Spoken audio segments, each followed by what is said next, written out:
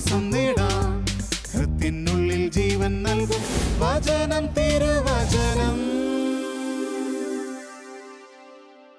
പിതാവിൻ്റെയും പുത്രൻ്റെയും പരിശുദ്ധാത്മാവിൻ്റെയും നാമത്തിൽ ആമേൻ. പ്രിയപ്പെട്ട ദൈവമക്കളെ, ഷാലോം ടെലിവിഷനിലൂടെ തിരുവചനം ശ്രവിക്കുന്ന നിങ്ങളെ എല്ലാവരെയും ദൈവം സമൃദ്ധമായി അനുഗ്രഹിക്കട്ടെ എന്ന് പ്രാർത്ഥിക്കുന്നു. പരിശുദ്ധാത്മാവിൻ്റെ പ്രതീകമായ കാറ്റിനെക്കുറിച്ച് നമ്മൾ ചിന്തിക്കുകയാണ്. ബൈബിളിൽ യോഹന്നാൻ്റെ സുവിശേഷം 3-ാം അധ്യായം 8-ാം വാക്യത്തിൽ നാം ഇങ്ങനെ വായിക്കും: കാറ്റ് അതിനിഷ്ടമുള്ളിടത്തേക്ക് വീശുന്നു, അതെവിടെ നിന്ന് വരുന്നുവെന്നോ എവിടേക്ക് പോകുന്നുവെന്നോ ആരും അറിയുന്നില്ല, അതിൻ്റെ ശബ്ദം മാത്രം നിങ്ങൾ കേൾക്കുന്നു. ഇതുപോലെയാണ് ആത്മാവിൽ നിന്ന് ജനിക്കുന്ന ഏവനും. അതായത് ദൈവത്തിൻ്റെ പരിശുദ്ധാത്മാവ് നമ്മുടെ ജീവിതത്തിൽ വന്നാൽ നമ്മുടെ നഗ്ന നേത്രങ്ങൾ കൊണ്ട് നമുക്ക് പരിശുദ്ധാത്മാവിനെ കാണാൻ കഴിയുകയില്ല എങ്കിലും ഒരു വ്യക്തിയുടെ സ്വഭാവത്തിനും അയാളുടെ സംസാരത്തിനും പെരുമാറ്റത്തിനുമൊക്കെ കാതലായ വ്യത്യാസം ഉണ്ടാവുകയാണ്. ആ വ്യക്തി സംസാരിക്കുമ്പോഴെല്ലാം ദൈവികമായ കാര്യങ്ങളായിരിക്കും സംസാരിക്കുന്നത്. ദൈവത്തെക്കുറിച്ചാണ് ആ വ്യക്തി ഏറെ സംസാരിക്കുക. ദൈവത്തെക്കുറിച്ച് സംസാരിക്കുന്നതിൽ ആനന്ദിക്കുകയാണ്. പരിശുദ്ധ അമ്മ ആത്മാവിൻ്റെ നിറവിൽ സ്തോത്രഗീതം ആലപിക്കുമ്പോൾ ഇപ്രകാരമാണല്ലോ പറയുന്നത്: എൻ്റെ ചിത്തം എൻ്റെ രക്ഷകനായ ദൈവത്തിൽ ആനന്ദിക്കുന്നു. വേറൊന്നിലും ആനന്ദിക്കുവാൻ പരിശുദ്ധാത്മാവുള്ള ഒരു വ്യക്തിക്ക് സാധിക്കുകയില്ല. പ്രിയരെ, ഈ അഗ്നി നമ്മുടെ ജീവിതത്തിൽ വന്നാൽ വ്യത്യാസമുണ്ടാകുന്നത് പോലെ, ജലം നമ്മുടെ ജീവിതത്തിൽ വന്ന വ്യത്യാസം വരുത്തുന്നത് പോലെ, പരിശുദ്ധാത്മാവിൻ്റെ പ്രതീകമായ കാറ്റ് നമ്മുടെ ജീവിതത്തിൽ വരുമ്പോഴും നമുക്ക് ഒരു വ്യത്യാസം ഉണ്ടാകുന്നുണ്ട്. ഞാൻ ഓർക്കുകയാണ്, വർഷങ്ങൾക്ക് മുമ്പ് പോട്ട ആശ്രമത്തിൽ ഒരു സഹോദരൻ ധ്യാനിക്കാനായിട്ട് വന്നു. അപ്പനും അമ്മയും നിർബന്ധിച്ച് കൊണ്ടുവന്നതാണ്. അങ്ങനെ ധ്യാനത്തിലെത്തി.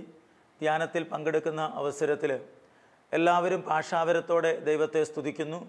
പല ആളുകളും ദൈവത്തെ സ്തുതിച്ച് മഹത്വപ്പെടുത്തുന്നത് കണ്ടപ്പോൾ അദ്ദേഹത്തിൻ്റെ ഉള്ളിൽ വലിയൊരാഗ്രഹം, അവരൊക്കെ ഭാഷാവരത്തിൽ കർത്താവിനെ സ്തുതിക്കുന്നുണ്ടല്ലോ, എനിക്കും ഭാഷാവരം കിട്ടിയിരുന്നുവെങ്കിൽ എന്ന് ആഗ്രഹിച്ചു.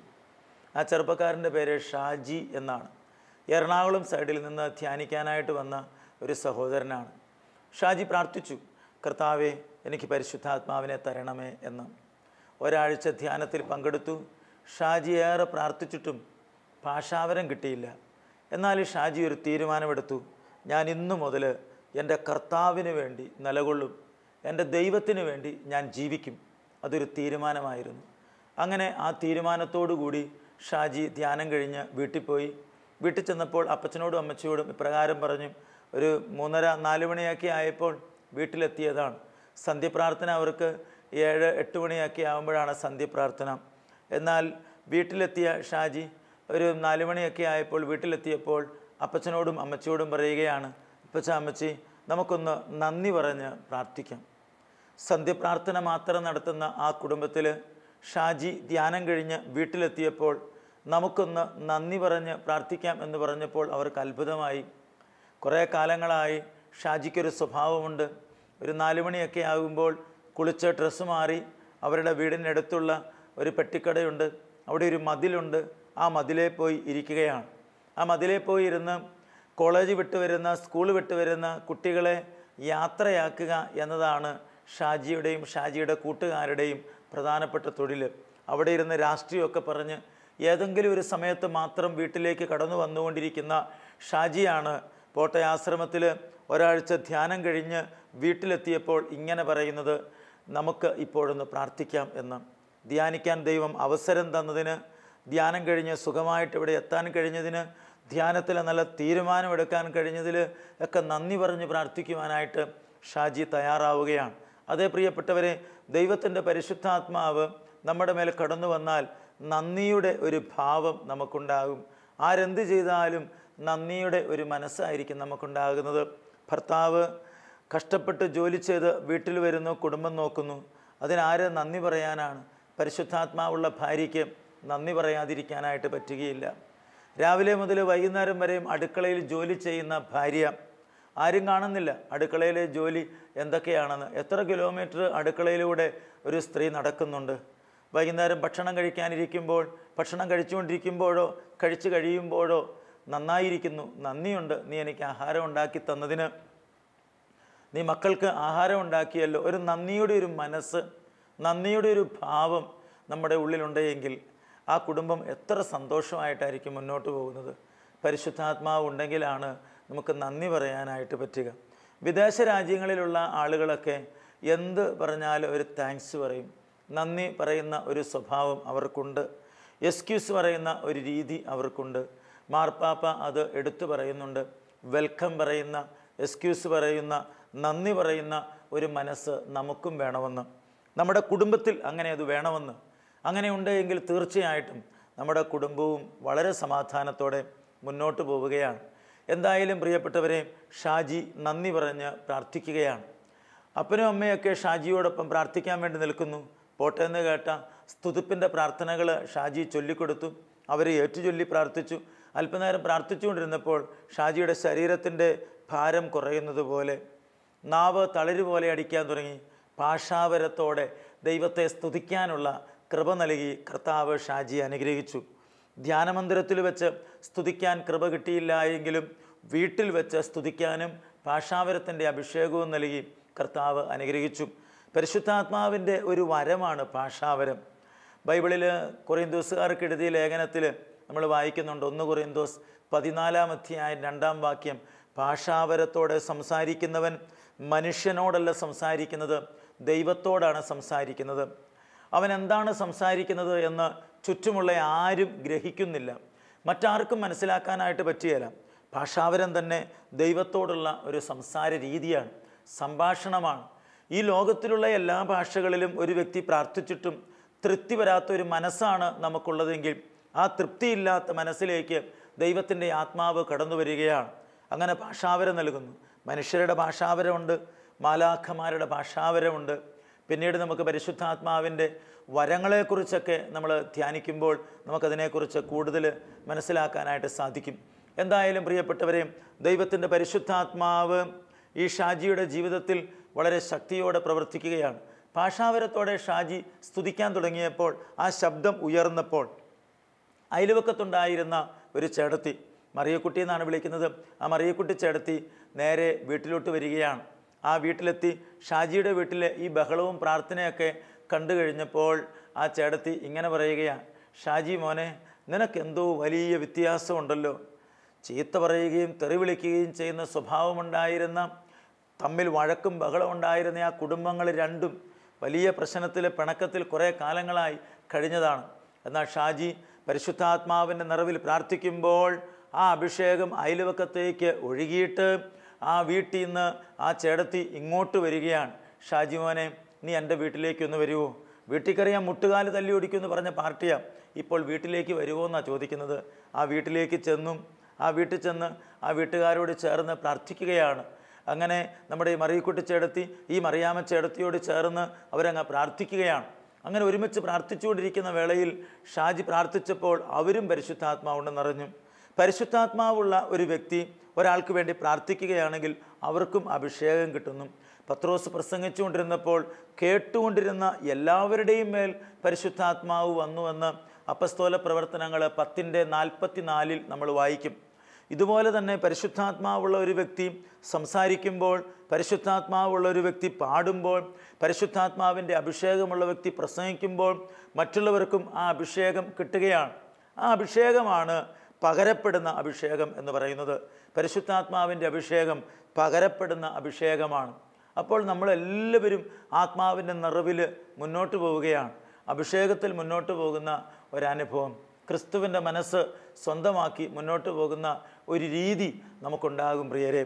എന്തായാലും ഷാജി നമ്മുടെ ഈ മറിയക്കുട്ടി ചേടത്തിയുടെ, ഈ മറിയാമ്മ ചേടത്തിയുടെ വീട്ടിൽ പ്രാർത്ഥിച്ചു കഴിഞ്ഞ അതേ അവസരത്തിൽ സംഭവിച്ച കാര്യം എന്താണെന്നറിയാമോ?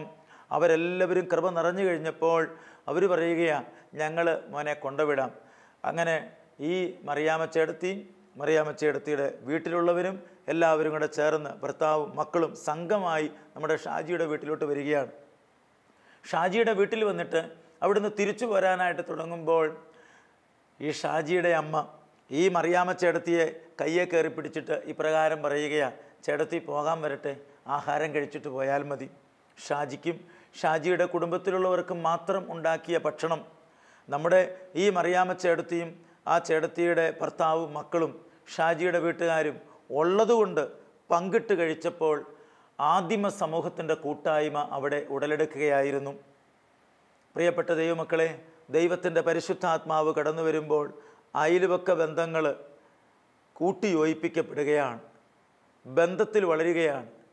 എനിക്ക് ജീവിക്കാൻ അവകാശമുള്ളതുപോലെ മറ്റുള്ളവർക്കും ജീവിക്കാൻ അവകാശമുണ്ട് എന്ന് നമുക്ക് മനസ്സിലാക്കാനായിട്ട് പറ്റുന്നത് പരിശുദ്ധാത്മാവിൻ്റെ ഇടപെടൽ കൊണ്ടാണ്.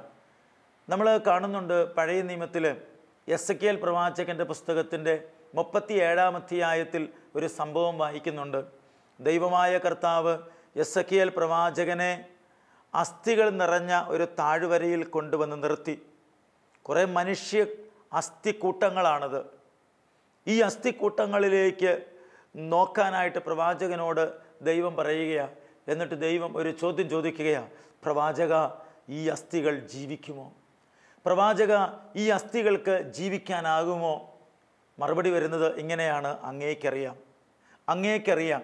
ദൈവത്തിന് മാത്രം അറിയാവുന്ന കാര്യം. അതേ പ്രിയപ്പെട്ടവരെ, ചില കാര്യങ്ങളൊന്നും നമുക്ക് പറയാൻ പറ്റുകയില്ലല്ലോ. ദൈവത്തിനറിയാം, ദൈവം അറിയാതെ ഒന്നും സംഭവിക്കുകയില്ല, അങ്ങനെ പറയാനല്ലേ നമുക്ക് സാധിക്കുന്നുള്ളൂ. അതേ പ്രിയപ്പെട്ട ദൈവമക്കളെ, ദൈവമെല്ലാം അറിയുന്നവനാണ്.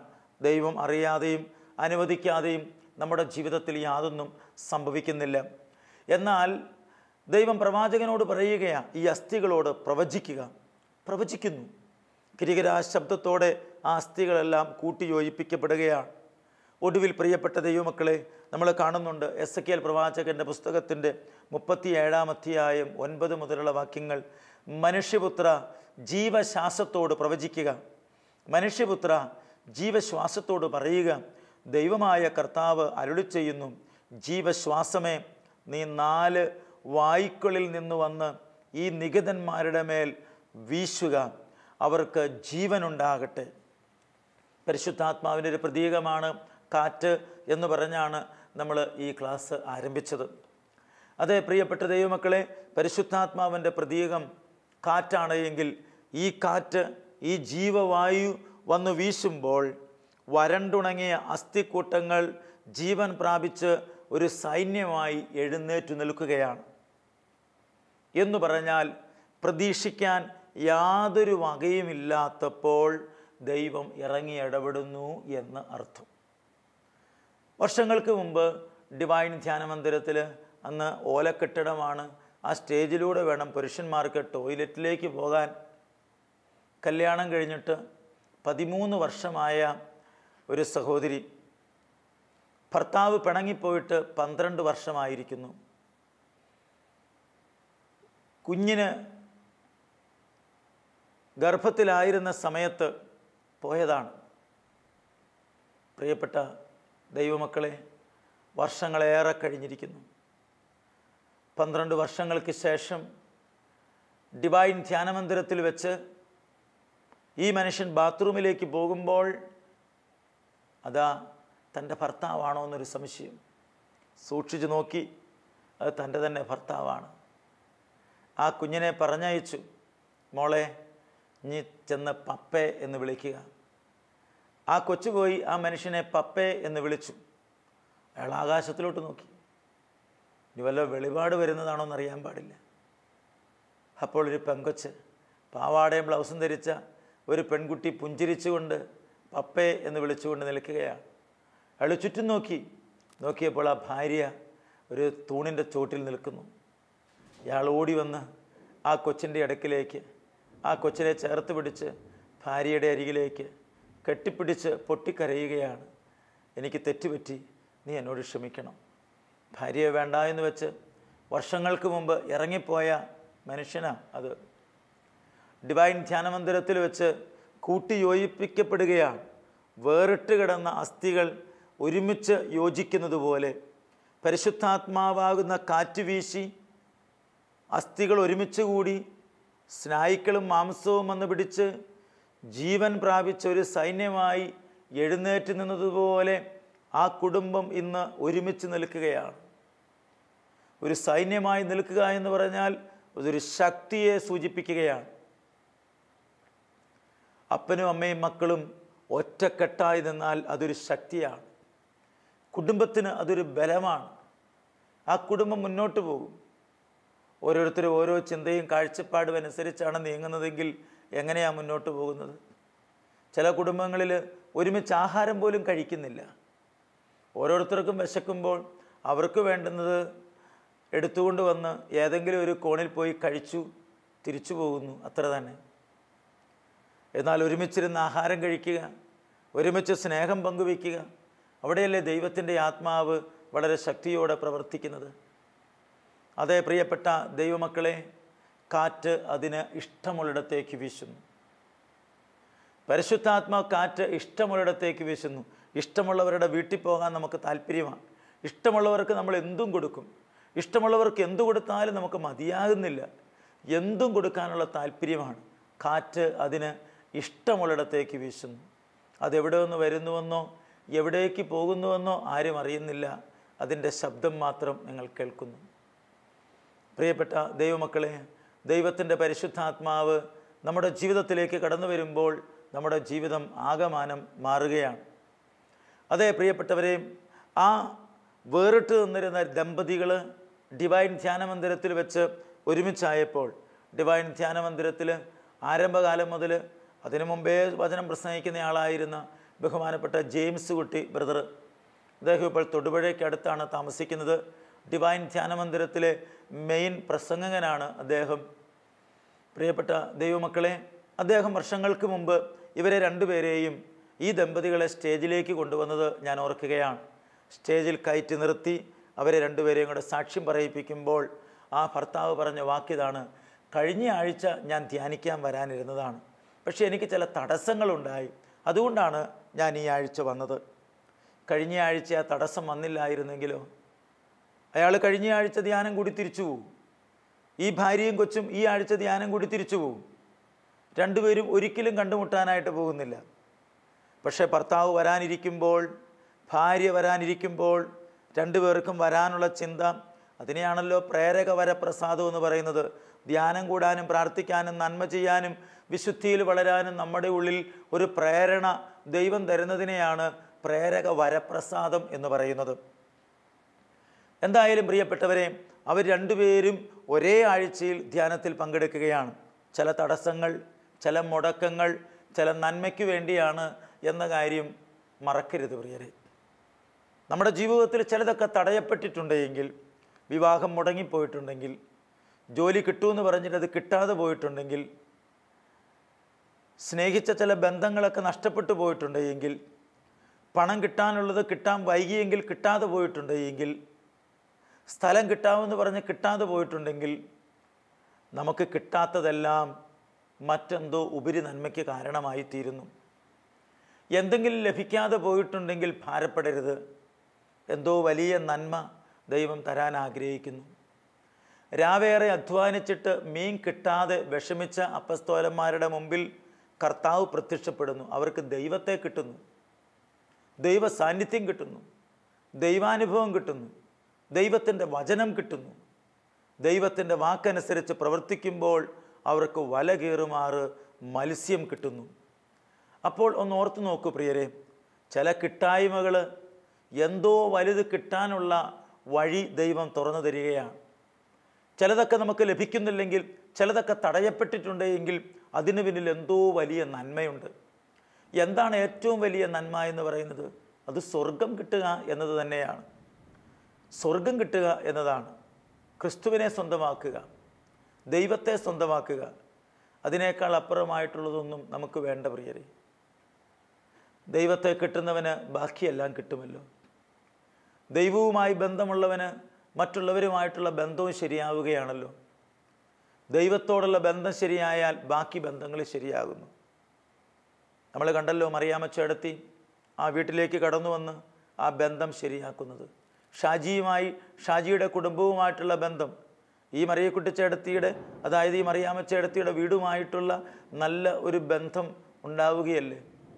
സുഭാഷിതങ്ങളിൽ നമ്മൾ വായിക്കുന്നുണ്ട്, ഒരുവൻ്റെ വഴികൾ കർത്താവിന് പ്രീതികരമായി തീരുമ്പോൾ ശത്രുക്കൾ പോലും അവനോട് ഇണങ്ങിക്കഴിയുന്നു. ആ വചനം ഒന്ന് തിരിച്ചു പറഞ്ഞാലോ, ഒരുവൻ്റെ വഴികൾ ദൈവത്തിന് അപ്രീതികരമായി തീർന്നാൽ മിത്രങ്ങൾ പോലും ശത്രുക്കളായി തീരും. അപ്പോൾ ഒരു കാര്യം ഓർക്കുക പ്രിയപ്പെട്ട ദൈവമക്കളെ, ദൈവത്തോട് ചേർന്ന് നിൽക്കുക. ഒരുവൻ്റെ വഴി ദൈവത്തിന് പ്രീതികരമായി തീർന്നാൽ ശത്രുക്കൾ പോലും മിത്രങ്ങളായിത്തീരും, ശത്രുക്കൾ പോലും ഇണങ്ങിക്കഴിയും. അപ്പോഴതുകൊണ്ട് പരിശുദ്ധാത്മ കാറ്റ് നമ്മളിൽ വന്ന് വീശിയാൽ നമ്മുടെ ജീവിതം മാറുകയാണ്. ഈ കാറ്റും ഒരു ശക്തിയാണ്. ഈ കാറ്റിനെ പിടിച്ചു നിർത്താൻ പറ്റുമോ? കാറ്റിനെ തടഞ്ഞു നിർത്താനായിട്ട് പറ്റുമോ? ചില കൊടുങ്കാറ്റൊക്കെ വന്നിട്ട് എത്രയോ വ്യക്തികളെയാണ് തകർത്ത് നശിപ്പിച്ച് മുന്നോട്ട് പോകുന്നത്. ഇപ്പോൾ കൊടുങ്കാറ്റിന് അത്രയേറെ ശക്തിയുണ്ട്. ഈ പരിശുദ്ധാത്മാവിൻ്റെ പ്രവർത്തനങ്ങളെയും തടഞ്ഞു നിർത്താനായിട്ട് പറ്റുകയില്ല. ആർക്കും അതിനെ തടഞ്ഞു നിർത്താൻ പറ്റുകയില്ല. ഈ പരിശുദ്ധാത്മാവിൻ്റെ പ്രവർത്തനത്തെ ആർക്കും ഒതുക്കി നിർത്താനായിട്ട് പറ്റുകയില്ല. വിശുദ്ധന്മാരുടെയൊക്കെ ജീവിതത്തിൽ പരിശുദ്ധാത്മാവിൻ്റെ പ്രവൃത്തിയാണുള്ളത്. പരിശുദ്ധാത്മാവാണ് അവരെ പരിശുദ്ധരായി ജീവിക്കാനായിട്ട് സഹായിച്ചിട്ടുള്ളത്. അവരെയൊക്കെ ആർക്കാ തടഞ്ഞു നിർത്താനായിട്ട് പറ്റുക? ഫ്രാൻസിസ് അസീസി പരിശുദ്ധാത്മാവിൻ്റെ അഭിഷേകം പ്രാപിച്ചു. പ്രിയപ്പെട്ട ദൈവമക്കളെ, സഭ തകരാൻ പോകുന്ന സമയത്ത് സഭയെ താങ്ങി നിർത്തുന്ന ഒരു വ്യക്തിയായി, ഒരു ചാലകമായി, ശക്തിയായി ഫ്രാൻസിസ് അസീസിയെ ദൈവം ഉയർത്തുകയാണ്. അങ്ങനെ മാർപ്പാപ്പയുടെ അരികിലേക്ക് ചെല്ലുമ്പോൾ കണ്ടിട്ട് അത്ര താല്പര്യം തോന്നാത്തത് കൊണ്ട് നീ ആ പന്നിക്കുഴിയിൽ പോയി കിടക്കാനാണ് പറയുന്നത്. പന്നിക്കുഴിയിൽ പോയി കിടക്കാൻ പറയുമ്പോഴും വളരെ സന്തോഷത്തോടെ അത് സ്വീകരിക്കുകയാണ്, അതനുസരിക്കുകയാണ്.